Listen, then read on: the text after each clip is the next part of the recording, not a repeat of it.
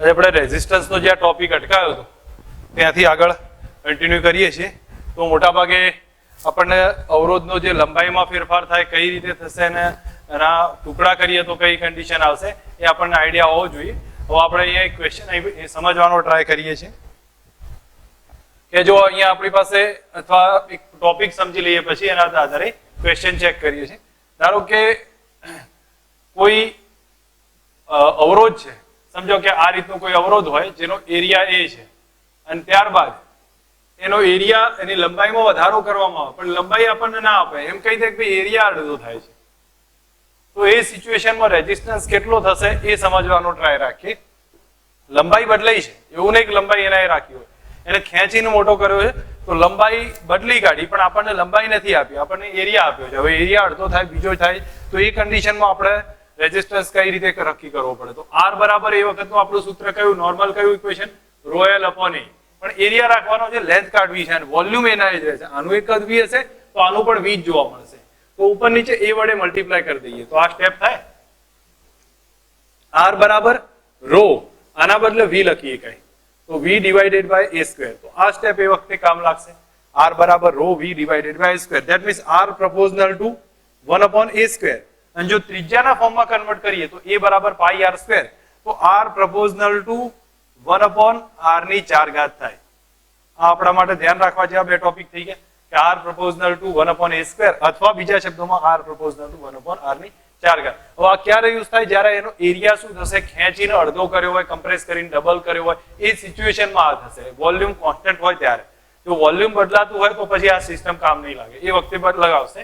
તો આ સ્ટેપ આપણને રેઝિસ્ટન્સ નું મળ્યું છે. હવે આનો ઉપયોગ ક્યાં થાય પર્સન્ટેજમાં સમજો.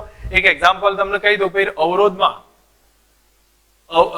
એરિયાની અંદર હું હિન્ટ કહું છું, એરિયામાં 2% વધારો કરે, 2% વધારો કરીએ તો અવરોધમાં કેટલા ટકાનો ઘટાડો થાય? મેં તમને પહેલા જ કહ્યું હતું પર્સન્ટેજ કેવા હોય, 5% થી ઓછા હોય તો પ્રતિશત ત્રુટિ યુઝ કરવાની. તો એ વખતે લખી દઈએ R proportional to 1 upon a square. That means delta R by R ગુણ્યા 100 બરાબર 2 ડેલ્ટા a બાય a ગુણ્યા 100. પણ નીચે છે એટલે એક વધતું હોય તો બીજું ઘટતું હોય. તો અહીંયા આપણે 2 અને આ ડેલ્ટા a બાય a જે આપ્યું છે ને એ 2 છે તો આપણા માટે કેટલું થયું 4%. પણ શું થાય, વધારો ઘટાડો વ્યસ્ત રિલેશન છે તો એક વધશે એ, તો આ શું થશે, ઘટે. એક આ સિચ્યુએશન થઈ. પર્સન્ટેજ જો 5 થી વધુ આપ્યા હોય તો શું થાય, જો પર્સન્ટેજ 5 કરતા વધુ હોય તો એ વખતે આપણે એ મેથડનો યુઝ કરીશું. અહીંયા સમજો 5 થી ઓછા કાઢીને 5 થી વધુ કરી દઈએ. સમજો આપણને 20% વધારો આપ્યો છે તો હું માનું ત્યાં સુધી તમને મેં હિન્ટ લખાવી હતી કે R proportional to 1 upon a square.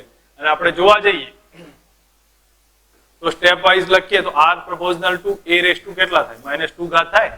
વસ્તુ સીધી કિંમત લખીશું જ્યારે અવરોધમાં ફેરફાર delta R by R into 100 is equal to 1 plus or આપણે વધારો થાય એટલે પ્લસ લખીશું. પર્સન્ટેજ કેટલા છે તો પર્સન્ટેજ 20 છે તો 20 ભાગ્યા કેટલા 100. આગળ મેથડ મેં તમને કહેલી હતી 1 plus or minus percentage divided by 100 raise to n ઘાત. n કેટલા છે -2 -1 ગુણ્યા 100 થઈ જાય. તો અહીંયા ચેક કરીએ તો હું માનું ત્યાં સુધી હવે આ થશે 1.2 થાય. 1.2 નો નીચે એટલે 1.2 છે એટલે નીચે આવે 1.44 -1 આ સ્ટેપ બનશે ગુણ્યા 100. પછી મલ્ટીપ્લિકેશન લઈ જેટલા આવે એટલા પર્સન્ટેજમાં શું થશે, માઇનસ આવશે તો ઘટાડો થઈ જશે અને પ્લસ આવે તો વધારો થશે. બસ આ એનું એક સીધું રિઝલ્ટ આવશે. મારું ત્યાં સુધી સમજના આધારે એક સિમ્પલ ટોપિક બને છે. ફક્ત એક ધ્યાન રાખવાની જરૂર હશે. અને જો રેઝિસ્ટન્સનો રેડિયસમાં કે એના કારણે વધારીને જો ત્રિજ્યા 4 ગણી કરવામાં આવે તો પછી 1 upon r ની રિલેશન યુઝ કરીએ. સિમ્પલ આપણે સમજવાનો ટ્રાય કરો. જો રેડિયસ છે એ 2% વધારીએ તો અવરોધ કેટલો થાય, તો એ વખતે ડેલ્ટા આર બાય આર કયું લખવું પડે ભાઈ, ગુણ્યા 100. તો એમાં તો 4 ઘાત છે તો બરાબર આ તો 5% થી ઓછા એટલે 4 ગુણ્યા 2% એટલે કેટલા ટકાનો ફેરફાર થાય, 8%નો. વધારો થશે ઘટાડો, જો આ વધારો થયો તો આ ઘટાડો થાય, ઘટાડો થયો તો વધારો થશે. રિલેશન સમજી લેજો. બસ આ એક મેથડનો ઉપયોગ આવે તો આપણને ખબર હોવી જોઈએ ક્યાં ક્યાં ઉપયોગ થાય છે. ઓકે, આનો જ એક બીજો ઉપયોગ આપણે સમજીએ. જો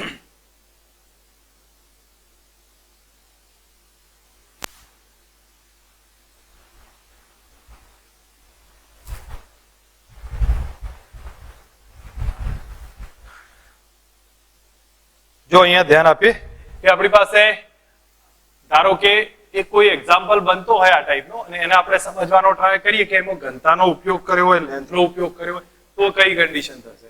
R બરાબર rho L square upon V. જ્યારે લંબાઈમાં ફેરફાર કરીએ ખેંચીને ત્યારે rho L square upon V આવશે.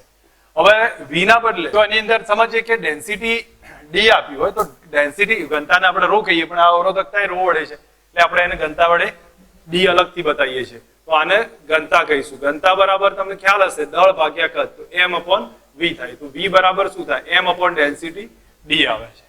હવે આ કિંમત અંદર મૂકી દઈએ તો R બરાબર કયું સૂત્ર થયું? Rho L square M upon D થયું. બરાબર. હવે આ સ્ટેપનો બી યુઝ કરીએ કાંઈ ઘણી વાર અને એક્ઝામ્પલ ગણાશે. જેમ કે તમને એક એક્ઝામ્પલ આપી દઉં છું કે એમાં કયું હોય કે એક દ્રવ્ય તાર છે, એક જ દ્રવ્યના તાર છે, 3 તાર છે, એમની લંબાઈ આપી છે L1 L2 L3, 1:2:3 છે. બરોબર. પછી એમનું દળ લઈ લઈએ M1 જેમ M2 જેમ M3, એ 3:2:1 લઈ લઈએ. બરોબર. તો એમનો અવરોધ કેટલો થાય? R1 જેમ R2 જેમ R3, એ કેટલા થશે? હવે હું માનું ત્યાં સુધી આ સૂત્રનો યુઝ થશે કારણ કે માસ આવ્યું ને, તો R proportional to L square by M થાય. R proportional to L square by M. અહીંયા આપણે લખીએ છીએ L square divided by M. તો આની અંદર હું કિંમત મૂકતો જઉં તો R1 R2 R3 બરાબર L1 square L2 square L3 square divided by M1 M2 M3. હવે L1 L2 L3 ની કિંમત લખું 1:2 જેમ, તો 1 square 2 square 3 square, 3:2 જેમ 1 થઈ જાય. તો કિંમતને સેટ કરો.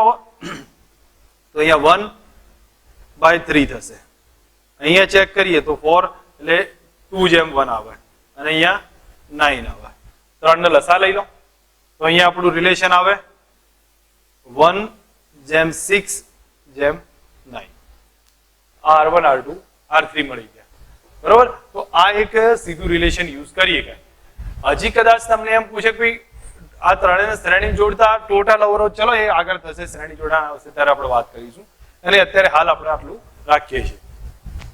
ઓકે. એક બીજો એક્ઝામ્પલ આપણે સમજીએ છીએ.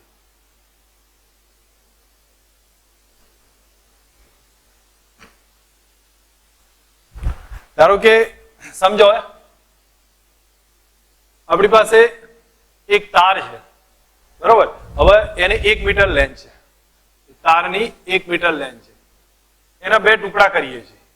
2 ટુકડા કરીએ છીએ, એક LP લેન્થ હશે અને બીજો તાર છે એની લેન્થ LQ હશે. તો કેપિટલ Q રાખી દઉં, LP અને LQ છે. હવે આ બંને તાર છે એમાંથી આને ખેંચી અને એને લંબાઈ બમણી કરીએ. LQ ની લંબાઈ જો બમણી કરવામાં આવે ધેટ મીન્સ આપણે અહીંયા સમજીએ આની લેન્થ 2LQ કરી નાખી. જ્યારે આની લેન્થ ખેંચીને 2LQ કરી છે ત્યારે એ નવો તાર R બન્યો છે. ધેટ મીન્સ અહીંયા સમજો આ P તાર છે, આ Q તાર, નવો તાર R બન્યો છે. તો એનો મતલબ 2LQ is equal two LR થાય. આ સ્ટેપ હશે. હવે એ સિચ્યુએશનમાં P નો અવરોધ એ જ R નો અવરોધ થાય છે. તો LP અને LQ કેટલા થાય? ફરી એક વાત સમજજો ક્વેશ્ચન.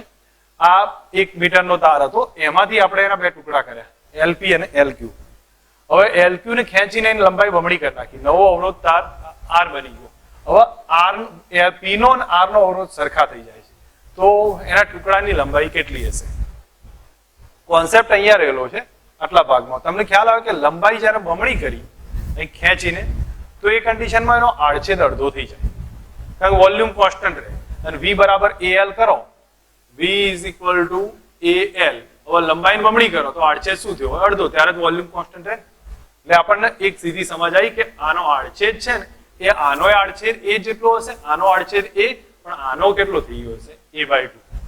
બરોબર. હવે બે અવરોધ સરખાવો તો અહીંયા પહેલું તો રિલેશન આવ્યું છે LP plus LQ is equal to 1 metre, અને બેનો સરવાળો કરીએ તો 1 મીટર થાય. અહીંયા કમ્પેર કરીએ, અહીં અવરોધ દ્રવ્ય એક જ છે, રો LP સ્ક્વેર, અથવા રો L અપોન A લખું, રો LP અપોન A લખી દીધું છે, કારણ કે P નું આડછેદ તો એ જ છે. R માટે લખું રો એની લેન્થ LR એટલે 2LQ ડિવાઇડેડ બાય એનું આડછેદ a/2 છે. હવે આમાં જે કેન્સલ થતું હોય કેન્સલ કરી નાખીએ, આ રો એ કેન્સલ થઈ ગયા. તો હવે જોઈશું તો LP is equal two 4LQ થયા. બસ આ કિંમત અંદર મૂકીએ તો આના બદલે 4LQ plus LQ is equal to 1. તો LQ is equal to 1/5 metre આવ્યા. તો LQ 1/5 મીટર આવ્યા. LQ ની કિંમત અંદર મૂકો તો LP plus 1/5 is equal to 1. તો LP is equal to 4/5 metre મળે. બંને લેન્થ આપણને આ ઉપરથી આન્સર મળી ગયો છે. ટૂંકમાં આ ટાઈપનો એક્ઝામ્પલ આવે તો આપણને આઈડિયા હોય કે કઈ રીતે ગણી શકીએ છીએ. એની રકમ પ્રોપર નોટ કરજો, જેથી કરીને મેં જે સમજાવ્યું છે એ પ્રમાણે તમે એને સમજી શકો. ચલો હવે એના સિવાય થોડોક આગળ ટોપિક ચેક કરીએ. હવે જેની રેઝિસ્ટન્સ સિવાયનો આપણે બીજો ટોપિક ટેમ્પરેચર સાથેનું રિલેશન સમજીએ. તો એનસીઆરટી ની અંદર આપણને 2-3 વસ્તુઓ ક્લિયર કરીને બતાવી હતી કે ભાઈ જ્યારે પણ ગ્રાફ પ્લોટ કરવા હોય એમાં 3 પ્રકારની ધાતુઓની વાત કરીને ગ્રાફ પ્લોટ કર્યા હતા. એક તો જોઈએ તો ધાતુ હતા, બીજા આવશે એના પછી મિશ્ર ધાતુ આવતી હતી, અને ત્રીજી આવતી અર્ધવાહકો. તો ધાતુઓના ગ્રાફની ખાસિયત કઈ હતી એ તમને મેં હિન્ટ આપી હતી કે ધાતુઓનું લગભગ રો વર્સિસ ટી નો ગ્રાફ પ્લોટ કરીએ ટેક્સ્ટબુક થી થોડો અલગ પડે એનાથી કોઈ વાંધો નહીં, પણ 0 કેલ્વિન ટેમ્પરેચરે એની અવરોધકતા લગભગ 0 હોય છે. પછી એ દરમિયાન એનો સંબંધ અરેખીય હોય છે રો વર્સિસ ટી નો. પછી ઓરડાના તાપમાને લગભગ કેવો થઈ જાય છે? રેખીય થાય છે. અને ફરીથી ઊંચા તાપમાને પાછો કેવો થાય છે? અરેખીય. ધેટ મીન્સ 0 સેલ્સિયસ સુધી કેલ્વિન થી 0 સેલ્સિયસ સુધી સંબંધ અરેખીય છે. 0 સેલ્સિયસ થી 25 સેલ્સિયસ સુધી એ રેખીય થઈ જાય છે એમનું રિલેશન. અને ત્યારબાદ ફરી પાછો કેવો થઈ જાય? અરેખીય. આ કોની કન્ડિશન આપી છે? ધાતુઓની વાત કરી છે. જ્યારે મિશ્ર ધાતુનો ગ્રાફ પ્લોટ કરીએ તો મિશ્ર ધાતુનો આ ટાઈપનો હતો. એની અવરોધકતાની ખાસિયત હતી કે 0 કેલ્વિન ટેમ્પરેચર એની અવરોધકતા 0 નહીં હોતી, અને બીજું કે એ ટેમ્પરેચર પર ઓછો ડિપેન્ડ કરે છે. અને જ્યારે અર્ધવાહકોની વાત કરતા હતા તો અર્ધવાહકોની ખાસિયત આપણને ખ્યાલ હોય કે એમાં ટેમ્પરેચર વધે એમ અવરોધકતા ઘટે છે. રો વર્સિસ ટી ની વાત કરીએ ટેમ્પરેચર વધશે એમ અવરોધકતા ઘટશે. આ 3 ધાતુઓની મિશ્ર ધાતુ ને જે અર્ધવાહક એ 3 ની આપણે વાત કરી છે, અને એનસીઆરટી માં વ્યવસ્થિત રીતે સમજાવેલું છે. તમે એને સમજ્યા હશો તો અહીંયા એક રિવિઝન પૂરતું તમને આઈડિયા આવશે. નેક્સ્ટ હવે એના પછી આપણે ધાતુઓ માટે જ આ જે પોર્શન જે રેખીય જોવા મળે છે ને એ સિચ્યુએશનમાં આપણે કામ કરીએ. હવે જો આપણી પાસે એક વસ્તુને સમજ રાખીએ, ઓરડાના તાપમાને અથવા જે 0 સેલ્સિયસ થી ઓરડાના તાપમાન સુધી એમનો રો વર્સિસ ટી નો રિલેશન રેખીય હતો. તો રેખીય માટે આપણે આ રિલેશન એક બીજો ઉપયોગમાં આપી શકીએ છીએ, અને એ સૂત્ર હશે કે rho is equal to rho 0 1 plus alpha T minus T0. આ સૂત્ર ક્યાં સુધી આપી શકાય? 0 સેલ્સિયસ થી લઈ અને ઓરડાના તાપમાન સુધી આપી શકાય. વધારે કોઈ ટેમ્પરેચર ડિફરન્સ માટે આપી શકાતું નથી. તો આનો રો વર્સિસ ટી નો ગ્રાફ પ્લોટ કરશો તો y બરાબર mx પ્લસ c જેવો આવશે, અને ગ્રાફને સુરેખ ગણી શકીએ છીએ આપણે. બસ ઇન શોર્ટ આપણને ખ્યાલ હોવો જોઈએ આ કન્ડિશનમાં. હવે બીજી એક વસ્તુ તમને આમાં આઈડિયા આપું છું કે આના બસ એક એક સ્ટેપની સમજ હોવી જોઈએ કે રો શું છે? તો રો એ ટી તાપમાને અવરોધકતા છે. રો 0 શું છે? તો સંદર્ભ તાપમાને અવરોધકતા છે. સંદર્ભ એટલે આ ટી તાપમાને અવરોધકતા છે. આ કયા તાપમાને? સોરી, T0 તાપમાને અવરોધકતા. T0 મોટા ભાગે લઈએ છે કયા? તો 0 સેલ્સિયસ અથવા 20 સેલ્સિયસ. જ્યારે કઈ ના આપ્યું હોય તો આ લઈ લેવાય, ગણતરીઓ કરવી પડશે. તો આ એક અવરોધકતાનું રિલેશન આવ્યું છે, બરોબર. અને એમાં T એ તાપમાન થશે, T0 એ સંદર્ભ તાપમાન છે, આલ્ફા શું છે? તો આલ્ફા અવરોધકતાનો તાપમાન ગુણાંક છે અને આલ્ફાના એકમ પરથી નક્કી થશે. આલ્ફાનો એકમ સેલ્સિયસ ઇન્વર્સ અથવા કેલ્વિન ઇન્વર્સ છે. જે આપણે અહીંયા સમજીએ તો આલ્ફાનો એકમ થશે અંશ સેલ્સિયસ ઇન્વર્સ અથવા કેલ્વિન ઇન્વર્સ. પણ અહીંયા સમજવા જેવો ટોપિક એ છે કે જે આલ્ફા આપ્યો હોય અહીંયા સેલ્સિયસ ઇન્વર્સમાં આપ્યો તો આપણે ડેલ્ટા ટી અથવા ટી માઇનસ જે રિલેશન લખવાનો ટ્રાય કરીશું એ પ્રમાણેના યુનિટમાં લખવાનો ટ્રાય કરીએ તો બેટર રહેશે. કારણ કે આગળ જતા એની કન્ફ્યુઝન અહીંયા થવી ના જોઈએ. ઓકે, ચલો હવે આ રિલેશન તમારી સામે આવી જાય આટલી વસ્તુ તો એને અવરોધના ફોર્મમાં કન્વર્ટ કરી શકો. કારણ કે રો આર બરાબર રો એલ બાય તો આર પ્રોપોર્શનલ ટુ રો છે. તો આ જ સૂત્રને આપણે આ પ્રમાણે લખી શકીએ છીએ. R0 1 plus alpha T minus T0. હું માનું ત્યાં સુધી આ પ્રમાણે પણ આને લખી શકીએ છીએ. જેમાં આપણે સેમ કન્ડિશન T એ તાપમાન થશે, T0 સંદર્ભ તાપમાન, આ સંદર્ભ તાપમાન અવરોધ અને આ સંદર્ભ નોર્મલ T તાપમાન અવરોધ. બસ આનો યુઝ કરી અને આપણે રિલેશન લઈ શકીએ છીએ. જો કે રિલેશન નોર્મલ છે, સમજ બી આવે એવું છે, પણ હજી જો આનો થોડો ફેરફાર કરવામાં આવે તો ફેરફારથી આપણને આના સિવાય બી ઘણી બધી વસ્તુઓ ક્લિયર થશે. જેમ કે હું અહીંયા એક લખવાનો ટ્રાય કરું તો R બરાબર અહીં કૌંસ છૂટો પાડું છું તો R0 પ્લસ R0 આલ્ફા અને અહીંયા ડેલ્ટા ટી કરી દઉં, T માઇનસ T0 એને ડેલ્ટા ટી કરું છું. આને આ બાદ લઈ જવું R minus R0 is equal two R0 alpha into delta T થાય. હવે બરોબર, તો અહીંયા આપણે આને ડેલ્ટા આર કહી શકીએ. તો એનો મતલબ થયો કે આપણું વિકલિત સ્વરૂપનું ઇક્વેશન છે dr is equal two R0 alpha into dt અને ઇન્ટિગ્રેટ કરીએ તો આ સ્ટેપ બી બની શકે. જરૂર પડે તો આનો યુઝ કરીએ. ઇન્ટિગ્રેટમાં dr is equal two integrate of R0 alpha delta T અથવા બીજા શબ્દોમાં હું આને લખું તો ઇન્ટિગ્રેશન કાઢ નાખું તો dr upon dt is equal two કેટલા રહે R0 ઇન્ટુ આલ્ફા રહે. આ સ્ટેપ બી આવે છે dr upon dt is equal two R0 into alpha. જરૂર પડે એમ યુઝ કરીશું અને એ પ્રમાણેની આપણે સમજ રાખવી પડશે. આટલી એક બેઝિક ડિટેલ આ ઉપયોગમાં રહેલી છે. હવે આના પ્રેક્ટિકલ ક્વેશ્ચન સમજવાનો ટ્રાય કરીએ તો આપણને તરત ખબર પડશે ક્યાં ક્યાં રિલેશન આવે છે.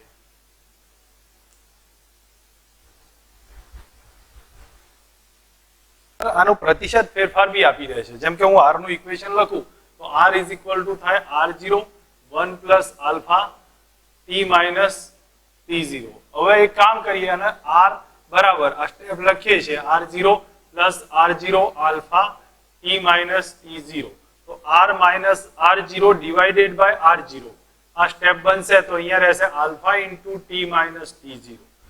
આ તો પ્રતિશત થયો, સોરી આંશિક થઈ ગયું. આંશિક ને પછી 100 વડે ગુણો એટલે પ્રતિશત ફેરફાર આવી જશે. તો તમને R આપી દીધો હોય અથવા આલ્ફા અને T માઇનસ T0 સમથિંગ આપ્યું હોય, સમજો એક વેલ્યુ આપણને આલ્ફા આપી છે અને T આપ્યો હોય અને T0 સંદર્ભ 0 કરી દીધો હોય, સમજી લો આ બે વસ્તુ આપી હોય, તમને કહે કે R ની અંદર કેટલો પ્રતિશત ફેરફાર વિથ રિસ્પેક્ટ ટુ સંદર્ભ તાપમાનનો જે અવરોધ હશે એ કેટલો જોવા મળે તો એ વખતે આ સ્ટેપથી આપણે ગણતરી કરી શકીએ છીએ. યુઝ કરી શકાય છે ઇક્વેશન જ્યાં જ્યાં જરૂર પડે એ પ્રમાણે. ઓકે, હવે બીજા એક બે એક્ઝામ્પલ આના કેલ્ક્યુલેશન કરીએ. નોર્મલ એક્ઝામ્પલ છે જે NCERT માં આપ્યા છે. હું એ ટાઈપના કોઈ એક્ઝામ્પલ લઈશ નહીં, ફક્ત ડિફરન્ટ ટાઈપના એક્ઝામ્પલ હશે એ આપણે અહીંયા ટ્રાય કરીએ. જો એક વસ્તુ ધ્યાન પર બીજું એક રાખવાની વાત કરું છું કે આપણું જે આ ઇક્વેશન છે ને R બરાબર R0 1 plus alpha T minus T0. જ્યારે તમે T ફાઇન્ડ કરતા હોય ને ત્યારે આ ઇક્વેશન સીધું લખો ત્યાં સુધી બરાબર, પણ ઘણીવાર આલ્ફા ના આપ્યો હોય, બે તમને R1 આપ્યો છે R2 આપ્યો છે, T1 T2 માંથી એક શોધવાનું કહ્યું છે અને આલ્ફા આપ્યો નથી, તો એ સિચ્યુએશનમાં આલ્ફાને બહાર લાવીને એને નીકાળવો પડશે. તો એ વખતે હું માનું ત્યાં સુધી આ સ્ટેપ યુઝ કરવું પડશે. R minus R0 is equal two R0 alpha T minus T0 અને પછી બે નો ગુણોત્તર લેવો પડશે. જેમ કે બે નો ગુણોત્તર લઉં તો એ R1 minus R0 alpha T1 minus T0 એટલે હું અહીંયા 1 1 કરી દઉં છું, સમજજો. પછી નીચે એવું જ લખી દઉં R2 માઇનસ R0 અને અહીંયા તો એના જ રહેશે આલ્ફા R0 અને અહીંયા થશે T2 માઇનસ T0. આ સ્ટેપ આવશે, આ કેન્સલ થઈ જાય. બસ એક જરૂર પડે તો આનું માઇન્ડમાં સેટ રાખવાનું છે કે આ કન્ડિશનથી આપણે આલ્ફા ના આપ્યો હોય તો એનો લોપ કરી શકીએ છીએ. ઓકે, મેઇન વસ્તુ હવે અહીંયાથી એક્ઝામ્પલ થોડા બીજા ડિફરન્ટ ટાઈપના કેલ્ક્યુલેશનની સમજ રાખીએ છીએ. જો પહેલા શરૂઆતમાં એક એક્ઝામ્પલ લઉં છું કે 27° સેલ્સિયસ ટેમ્પરેચર. 27° સેલ્સિયસ ટેમ્પરેચરે અવરોધ R બરાબર 1 ઓહ્મ છે. ચલો એક ધારી લઈએ છીએ. હવે ટી તાપમાને એ કયું તાપમાન હશે કે જ્યાં અવરોધ 2 ઓહ્મ થાય? આલ્ફા આપણને આપ્યો છે 0.0125 અંશ સેલ્સિયસ ઇન્વર્સ. બસ આટલું આપ્યું છે. તો હું માનું ત્યાં સુધી તમે આને બે રીતથી ગણી શકો. મેં એક્ઝામ્પલ લેવાનો આશય એટલો છે કે તમે બે રીતથી ગણી શકો. ચલો સંદર્ભ તાપમાન પહેલી વખત હું બતાવું છું. સંદર્ભ તાપમાન 0 અંશ સેલ્સિયસ લઉં તો પહેલું એક કેલ્ક્યુલેશન લખીએ કે R બરાબર R0 1 plus alpha T minus T0. પણ સંદર્ભ તાપમાન 0 છે એટલે એને એવોઇડ કરી શકીએ છીએ. હવે અહીંયા R પહેલો અહીંયા લઉં છું તો પહેલો 1 લઈ લઉં છું. બરાબર R0 કૌંસમાં 1 પ્લસ આલ્ફા અને T છે એ 27 લઈશું. કારણ કે સેલ્સિયસ છે ને એટલે કેલ્વિનમાં કન્વર્ટ કરવાની જરૂર નથી. આલ્ફા ઇન્ટુ ટી ની કિંમત 27 લઈશું. આલ્ફાની કિંમત લઈ લઈ. હવે એક બીજું બેઝમેન્ટ. આના પછી આપણે બીજા માટે લખીએ તો બીજા માટે કેટલું છે? R2 છે બરાબર R0 1 પ્લસ આલ્ફા અને એનું ટેમ્પરેચર છે T. કારણ કે T માઇનસ 0 T0 0 છે એટલે એ કેન્સલ કર્યું છે. હવે આ સ્ટેપ રહેશે. બેનો ગુણોત્તર લો તો અહીંયા રહેશે 1/2 is equal to 1 plus alpha into 27 divided by 1 plus alpha into T. આની જ્યારે કેલ્ક્યુલેશન કરશો તો તમને T નો એક આન્સર મળી જશે આલ્ફાની કિંમત મૂકીને. એક મેથડ આ થશે. બીજી મેથડમાં આપણે નિયરર ટુ એના આન્સર આવશે. તમે આનું કેલ્ક્યુલેશન કરશો તો સમથિંગ જે બી જવાબ આવતો 1100 સમથિંગ જવાબ આવશે. હવે એ જ એક્ઝામ્પલ નિયરર ટુ આન્સર લેવો હોય તો બી આપણે લઈ શકીએ છીએ. એ માટે 27 ને સંદર્ભ તાપમાન ધારી લો તો આ T0 થઈ જશે, આ R0 આવશે. બસ હવે તમે ડાયરેક્ટ મૂકશો તો નિયરર ટુ આન્સર આવશે કારણ કે આ સંદર્ભ તાપમાનની નજીક છે એટલા માટે. હવે આપણે R ની કિંમત લખીએ તો 2 ઓહ્મ છે બરાબર R0 લખું છું તો 1 થશે અને 1 પ્લસ આલ્ફા 0.00125 અને ટેમ્પરેચર T એ શોધવું છે અને T0 લખીશું 27. હવે આની તમે કેલ્ક્યુલેશન કરશો તો એ વખતે ટેમ્પરેચર T મળશે એ આગળના જેવું જ હશે, નજીકમાં હશે. તો એ બંને કેલ્ક્યુલેશનની એક પ્રોપર મેથડ છે. તમે ગણતરી કરી શકો છો. મારા મેથડ સમજાવવાનો વસ્તુ છે, તમને આઈડિયા હોવો જોઈએ. ઓકે, એવો જ એક બીજો એક્ઝામ્પલ આપણે ચેક કરીએ છીએ. બીજા એક્ઝામ્પલમાં આપણે સમજો કે એની અંદર બતાવ્યું છે T0 બરાબર 0 અંશ સેલ્સિયસ છે. એ વખતે બે દ્રવ્ય છે, બે અલગ અલગ દ્રવ્ય છે, બે તાર છે. એના અવરોધ R1 અને R2 છે. સમજો એના આલ્ફા અવરોધકના ગુણાંક α1 α2 છે. હવે એવું કયું ટેમ્પરેચર થાય એ ફાઇન્ડ કરવું છે જ્યારે R1 ડેશ અને R2 ડેશ એટલે બે અલગ અલગના દ્રવ્ય બે તાર છે ને એના અવરોધ સરખા થાય. ફરી સમજો 0 અંશ સેલ્સિયસ સંદર્ભ તાપમાન છે, બે તાર R1 R2 એના અવરોધ છે ક્યારે? સંદર્ભ તાપમાને. α1 α2 છે. હવે એ કન્ડિશનમાં એવું ટેમ્પરેચર કયું થાય જ્યારે બે તારના અવરોધ R1 ડેશ R2 ડેશ થાય? તો આપણે હું એ લખું છું R1 dash is equal to R2 dash સમાન છે ને તો આનું સૂત્ર લખીશું R0. હવે R0 આપણે કેટલા છે? 0 અંશ સેલ્સિયસ એ 1 છે. R1 કૌંસમાં 1 પ્લસ α1 ટેમ્પરેચર તો T જ આવશે T માઇનસ 0 બરાબર અહીંયા થાય R2 1 પ્લસ α2 T માઇનસ 0. આ સ્ટેપ બનશે. આપણે કૌંસ છૂટો પાડીએ તો અહીંયા રહેશે R1 is equal to α1 T sorry plus કરીએ ઇઝ ઇક્વલ ટુ R2 કૌંસમાં સોરી અહીંયા મારી મિસ્ટેક થાય છે R1 મલ્ટિપ્લિકેશનમાં આવશે અને R2 plus R2 α2 into temperature T થશે. હવે બેને એક કામ કરીએ, બે એક તરફ લઈ જઈએ તો અહીંયા આવશે R1 minus R2 is equal two temperature common નીકળશે અને અહીંયા આવે R2 α2 માઇનસ R1 α1. એક સ્ટેપ આ થશે. ચલો હવે આ સ્ટેપનું રિલેશન આપણી જોડે આવી જાય તો T ને સબ્જેક્ટ બનાવી દો તો T બરાબર આવશે R1 minus R2 divided by R2 α2 minus R1 α1. આ સ્ટેપ એક રિઝલ્ટમાં આવશે. હવે તમે આને સમજી શકો છો એ કેલ્ક્યુલેશન કઈ રીતે થાય છે. એવો જ એક બીજો એક્ઝામ્પલ ચેક કરીએ આપણે.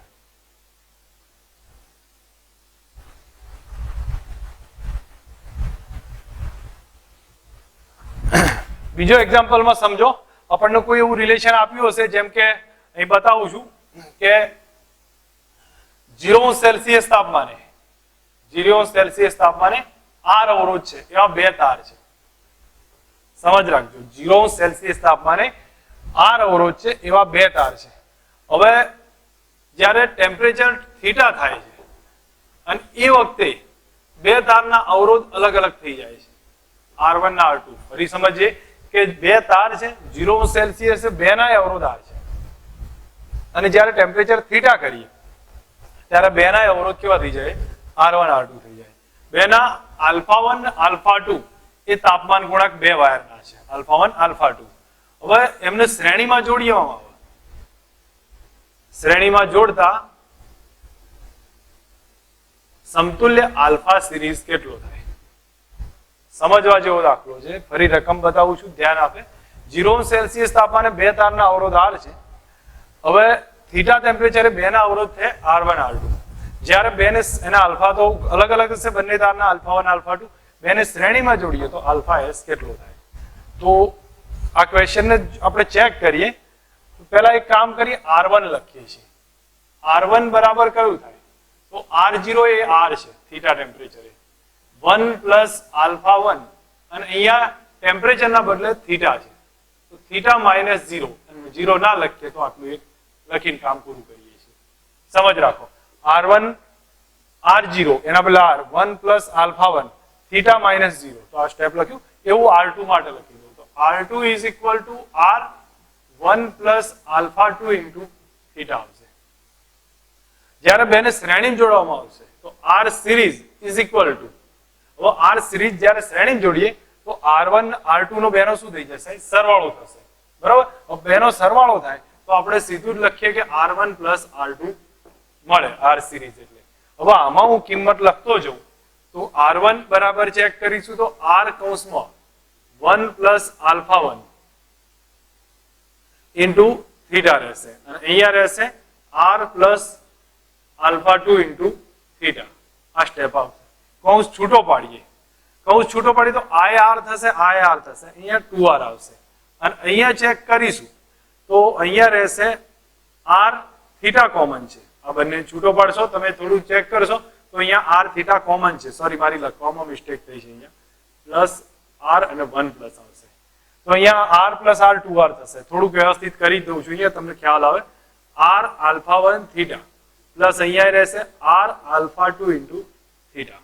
હવે અહીંયા જોઈએ તો 2R પ્લસ R કોમન નીકળે, થીટા કોમન નીકળશે તો કૌંસમાં રહેશે α1 પ્લસ α2. આ કોના બદલે મળ્યું? R સિરીઝ ના બદલે.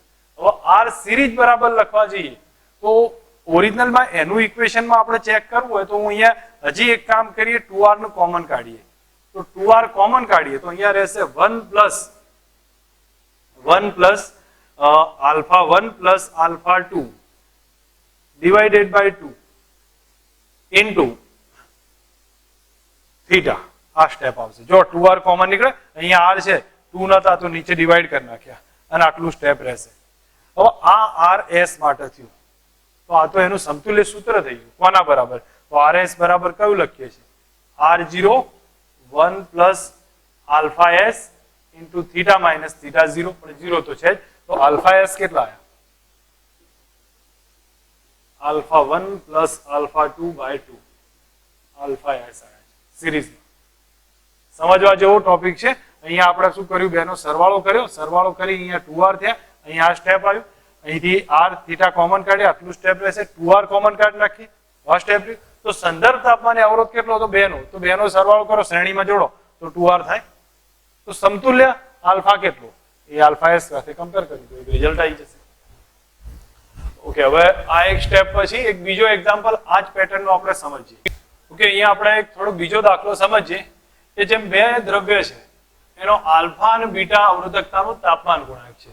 ચલો એના 0 સેલ્સિયસ તાપમાને, 0 સેલ્સિયસ તાપમાને આનો અવરોધ R1 છે, આનો અવરોધ R2 છે. પછી થીટા તાપમાને આના અવરોધ R1 ડેશ થાય, આનો અવરોધ R2 ડેશ થાય છે. અને એનું જ્યારે શ્રેણી જોડવામાં આવે તો RS બરાબર R1 પ્લસ R2 થાય. તો RS તાપમાન પર આધાર રાખતો નથી.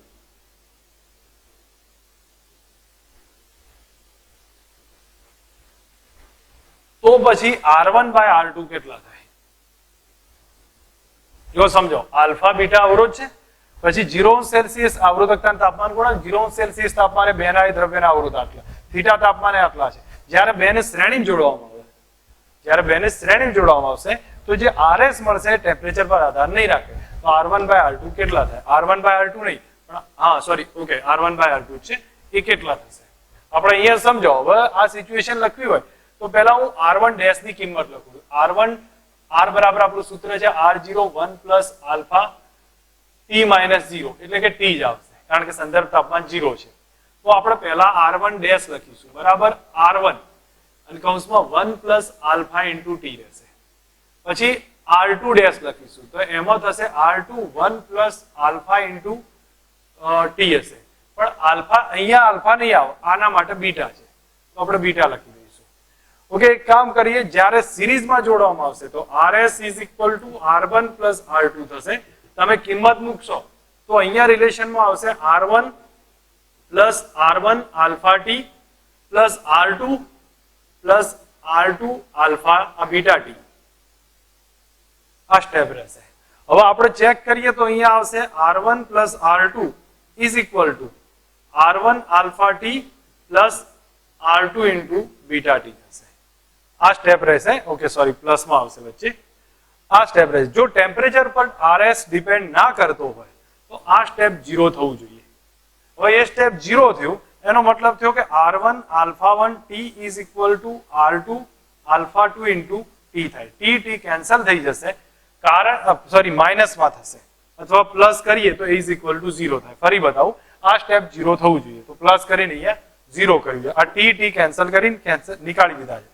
તો એનો મતલબ થયો કે R1 alpha 1 is equal to R2 alpha 2 થાય. બસ આપણો જવાબ આમાં રહેલો છે.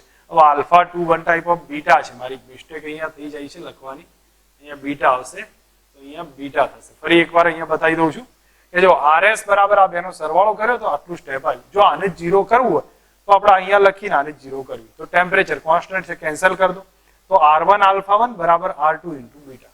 હવે તમે R1 બાય R2 કરો તો કેવા આવે? માઇનસમાં જવાબ આવશે, કારણ કે આપણે એક તરફ લઈ જઈશું તો માઇનસમાં રહેશે, માઇનસ બીટા અપોન આલ્ફા મળશે. હું માનું ત્યાં સુધી એક પેટર્ન હતી, જ્યાં સુધીનું સમજાવવાનું હતું એ મેં ક્લિયર કર્યું છે રેઝિસ્ટન્સનો. હવેનો ભાગ આવશે આગળ થોડુંક ડિફરન્ટ બનશે, શ્રેણી સમાંતર તરફ લઈ જશે આપણને, અને એ કેલ્ક્યુલેશન અલગ થશે.